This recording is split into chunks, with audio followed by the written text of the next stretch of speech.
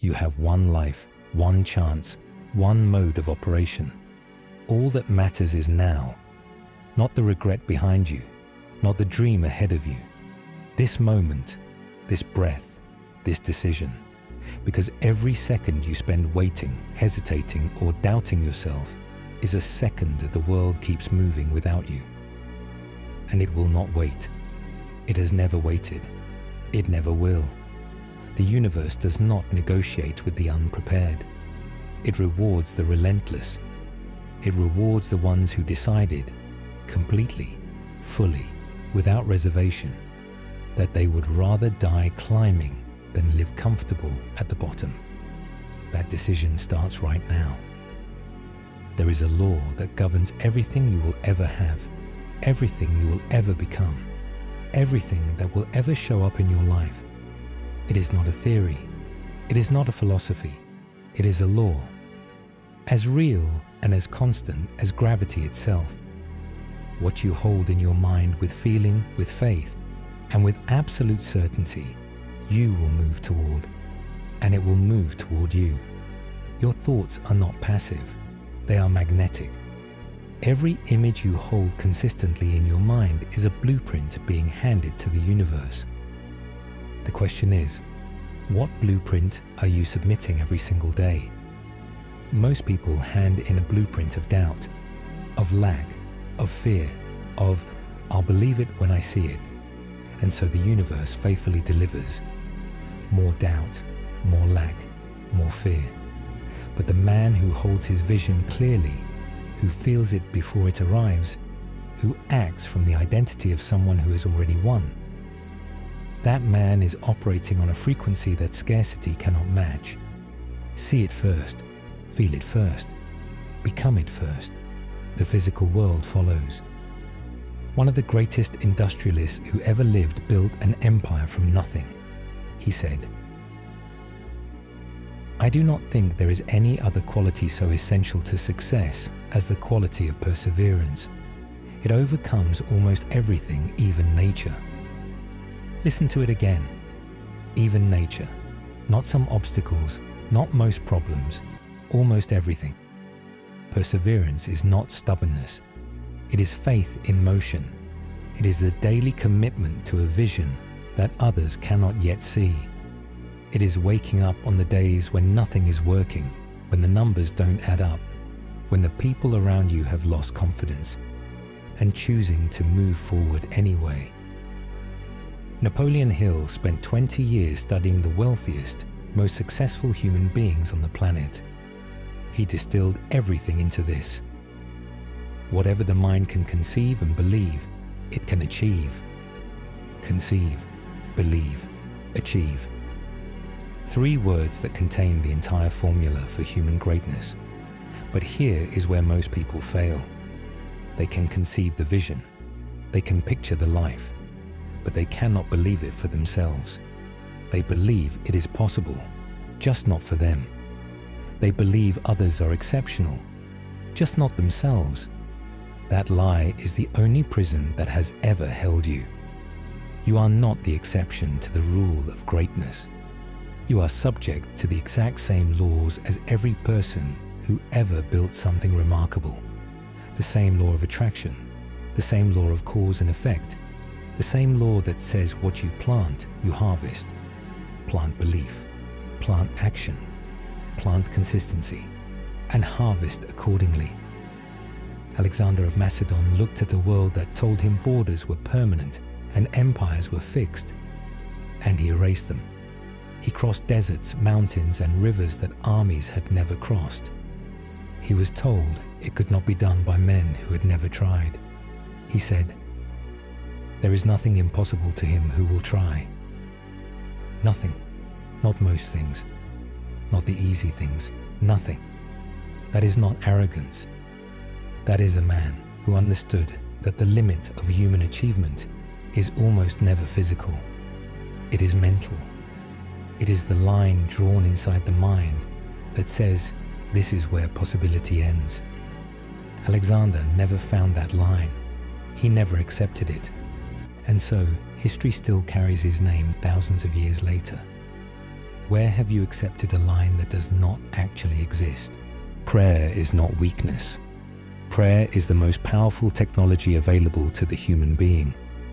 When you go to your knees in the quiet hours, when you speak your vision into something greater than yourself, when you surrender the outcome while continuing to work, you activate something beyond strategy and effort. You step into alignment. The greatest conquerors, the greatest builders, the greatest minds in human history understood that they were instruments of something larger. They prayed not for things to be handed to them, but for strength, for clarity, for discernment, for the ability to endure long enough to deserve what they were asking for. Pray like it depends on God. Work like it depends on you. And do not separate those two things, because they were never meant to be separate. The man who works without faith eventually burns out. The man who prays without action eventually drifts. But the man who combines deep faith with ferocious daily action becomes something the world has no category for. Be that man. Bob Proctor dedicated his entire life to one message: that the mind, properly directed, can produce any result a human being desires. He said, "Thoughts become things. If you see it in your mind, you will hold it in your hand. Your hand cannot hold what your mind refuses to accept. This is why two people can have access to the same opportunity and produce completely different results. It is not the opportunity that differs. It is the internal image. It is the self-concept. It is the deep belief about what is and is not possible for a person like me. Change the image, change the concept, change the belief, and the results have no choice but to follow, because that is the law." The Stoics built a philosophy not for the comfortable, but for the tested, for the man who has lost something, for the man standing at the edge of what he thinks he can handle. He who is brave is free. Not the man with money, not the man with status, the man with courage. Because courage is the only thing that cannot be given to you, cannot be bought, and cannot be taken away. It must be chosen. Every single day, in the small moments nobody sees, in the decisions that cost you something, in the standard you hold when it would be easier to lower it. Freedom is not a bank balance. Freedom is the knowledge that you have looked at hard things and not blinked, that you have asked more of yourself than anyone else ever would, that you owe no one an apology for the life you chose to build. That is freedom, and it is earned in private, long before it is seen in public. Waste no more time arguing about what a good man should be. Be one. The philosophy ends there. Everything else is commentary. Every book, every podcast, every video, it all points to this. Stop theorizing about the life. Stop analyzing the path. Stop waiting for more information, more confirmation, more permission. Be one. Present tense, starting in the next 5 minutes. The man who is reading about discipline while avoiding the gym is not a disciplined man. The man who studies wealth while spending impulsively is not building wealth. The man who consumes motivational content without changing a single behavior is entertaining himself, not transforming himself. Transformation requires action.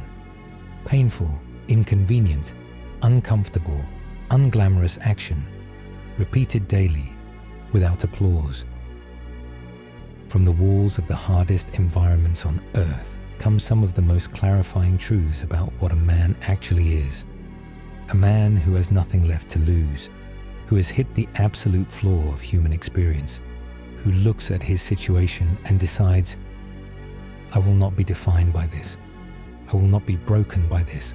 I will extract every lesson from this darkness, and I will use it to build light on the other side. That man discovers something most comfortable people never will. That discipline is not a burden. It is the only thing that sets you free. That structure is not a prison. It is the foundation that holds everything you will ever build. The routine, the standard, the code you live by when nobody is watching. That is what you actually are, not your highlight reel, not your best day. What do you do on the worst day? What is your standard when there is no reward, no witness, no applause? Answer that honestly, and you will know exactly where you are on the journey. Marcus Aurelius, emperor, philosopher, warrior, wrote this to himself as a reminder in his darkest hours. You have power over your mind, not outside events. Realize this, and you will find strength. And Epictetus, who began life as a slave and became one of the most influential thinkers in human history, said, "Make the best use of what is in your power and take the rest as it happens." Two men, completely different circumstances, the same truth. What is in your power right now? Your effort, your mindset, your standard, your response to every obstacle placed in your path, your commitment to your vision when the evidence hasn't arrived yet. Work with what is in your power. Work with it obsessively. Work with it joyfully. Work with it even when the results haven't shown up yet. Because they are coming. They are always coming for the man who does not stop. The market rewards the relentless. Relationships reward the consistent. God rewards the faithful. Life rewards the ones who stay. So stay. When it is hard, stay. When it is slow, stay. When people doubt you, stay. When you doubt yourself, especially then, stay. Because the only version of this story where you do not win is the version where you stop. And stopping is the one choice you are no longer permitted to make. You have one life. You are living it right now. Every day that passes is a page that has been written, and it cannot be rewritten. So write something worthy. Wake up with purpose. Train with violence. Think with clarity. Pray with faith. Work with obsession. Rest without guilt. And do it all again tomorrow. Lock in. Stay locked in. And never, not for a single day, let your standard slip below who you have decided to become. The life you want is waiting on the other side of the person you are still becoming. Become them. Now.